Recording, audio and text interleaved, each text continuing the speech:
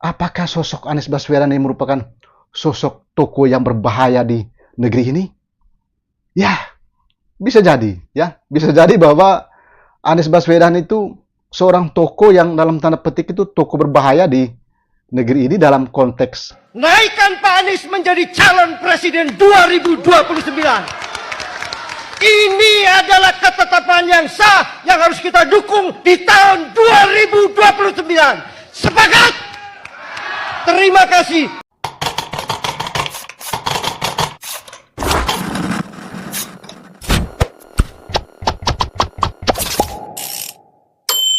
Iya, beberapa waktu lalu, organisasi kemasyarakatan Gerakan Rakyat telah resmi menjadi sebuah partai politik baru di negeri ini ya.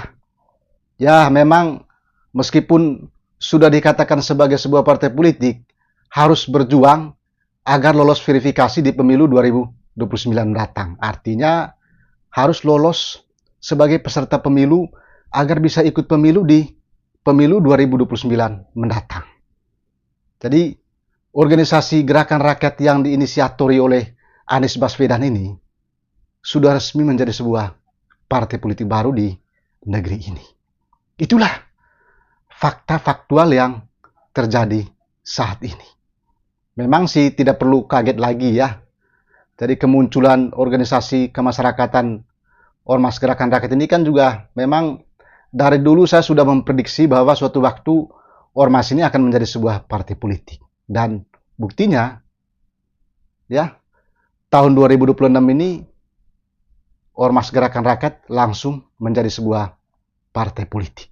Jadi tidak perlu kaget, karena memang itulah realitas politik di negeri ini. Awalnya menjadi sebuah ormas, ya lama-kelamaan menjadi sebuah partai politik. Karena sudah memiliki misi dan visi lain dari sebuah pergerakan, sebuah ormas ya. Itulah fakta yang terjadi detik ini. Ya, kita harus akui bahwa memang di sana ada sosok seorang Anies Baswedan ya. Dia seperti menjadi tokoh sentral di situ. Tokoh yang boleh dikatakan ya matahari tunggal. Tidak ada matahari kembar di sana selain Anies Baswedan. Apalagi partai ini sudah mengatakan bahwa ya kelak mereka harus mendorong Anies Baswedan sebagai calon presiden Republik Indonesia. Itu sudah menjadi sebuah kenyataan ya. Jadi itu yang mereka perjuangkan, bahwa suatu waktu Anies Baswedan itu bisa dicalonkan menjadi calon presiden Republik Indonesia. Tidak salah juga, ya kan? Namanya politik. Namanya politik kan tidak ada yang salah ya. Nah, ada sebuah pertanyaan menarik adalah, apakah sosok Anies Baswedan ini merupakan sosok tokoh yang berbahaya di negeri ini? Ya, bisa jadi ya. Bisa jadi bahwa Anies Baswedan itu seorang tokoh yang dalam tanda petik itu tokoh berbahaya di negeri ini dalam konteks politik ya. Bukan dalam konteks yang lain-lain ya. Jadi dalam konteks politik, Anies Baswedan itu dia menjadi tokoh yang cukup berbahaya di negeri ini. Ini terkait dengan pergerakannya. Apalagi dia telah menjadi gubernur DKI Jakarta. Pernah juga menjadi calon presiden. Jadi dia tokoh yang sudah cukup banyak dikenal oleh masyarakat Indonesia. Ditambah lagi dengan sekarang mereka membentuk sebuah partai politik baru yang berangkatnya itu dari sebuah organisasi kemasyarakatan. Jadi dia bisa menjadi salah satu tokoh berbahaya di negeri ini. Kenapa saya katakan demikian? Ada beberapa fakta yang bisa menunjukkan bahwa memang Anies itu bukan tokoh kaleng-kaleng ya, bukan tokoh main-main. Dia itu tokoh yang cukup berbahaya dalam konteks dinamika politik di negeri ini. Kita ambil contoh saja, misalnya yang pertama terkait dengan pada saat Anies Baswedan itu menjadi calon gubernur DKI Jakarta ya, pada tahun 2017 lalu. Dia itu salah satu calon gubernur waktu itu yang ya boleh dikatakan figur yang tidak diperhitungkan sama sekali. Apalagi di awal-awal itu elektabilitasnya itu sangat rendah sekali. Tapi lambat laun dengan kemampuan-kemampuan retorikanya, ya kan, bagaimana dia cara mengambil hati rakyat. Justru dia yang masuk pada putaran kedua pada pemilu ya Pilkada 2017 lalu itu. Jadi yang awalnya itu dia bukan sosok yang ya diperhitungkan sama sekali, tiba-tiba dia menjadi tokoh yang sangat-sangat diperhitungkan sekali.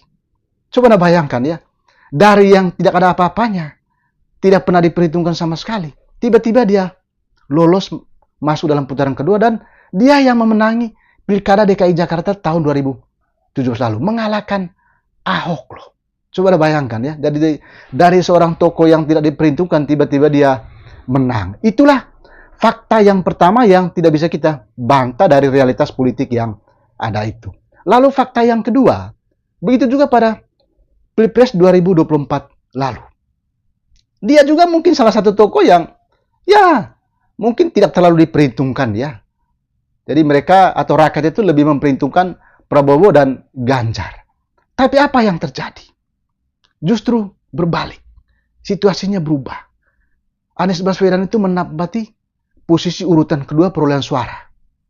Jadi dari tokoh yang tidak cukup diperhitungkan, tiba-tiba dia menjadi ya urutan kedua dalam perolehan suara Pilpres 2024. Jadi itu dua contoh bagaimana kemampuan Anies itu, kekuatan Anies itu mempengaruhi dinamika politik di negeri ini. Jadi itu yang saya katakan tadi bahwa Anies Baswedan itu bukan tokoh main-main, bukan tokoh kaleng-kaleng. Dia itu tokoh yang cukup berbahaya dalam konteks politik di negeri ini. Boleh saja ada yang ya mencibirnya, ya kan? Boleh saja ada yang mungkin tidak memperhitungkan sama sekali terkait dengan keberadaannya. Tapi lihat saja, sudah dua fakta yang menunjukkan hal itu.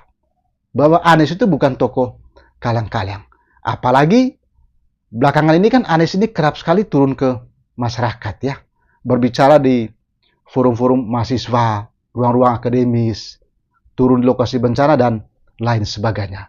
Itu artinya bahwa ya suatu waktu Anies itu bisa saja dia menjadi seorang presiden di Republik ini dengan kemampuan infrastruktur yang ada saat ini. Dia sudah memiliki partai politik gerakan rakyat. Ditambah lagi dengan infrastruktur politik lainnya, jaringan Anies sendiri dan lain sebagainya. Sehingga menurut pandangan saya pribadi, ya Anies itu bukan tokoh main-main ya, bukan tokoh kaleng-kaleng, bukan tokoh biasa-biasa saja dia itu.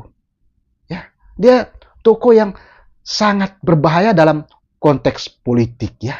Jadi tidak boleh main-main oleh lawan politik. Jadi jangan dianggap sepele, jangan dianggap main-main, ya kan? Sudah ada bukti yang menjadi sebuah kenyataan bahwa memang Anies itu bisa memenangi suatu pertarungan. Yang awalnya itu tidak ada apa-apanya, elektabilitasnya sangat kecil, ya kan? Popularitasnya juga sangat kecil, tapi dia justru memenangi pertarungan itu.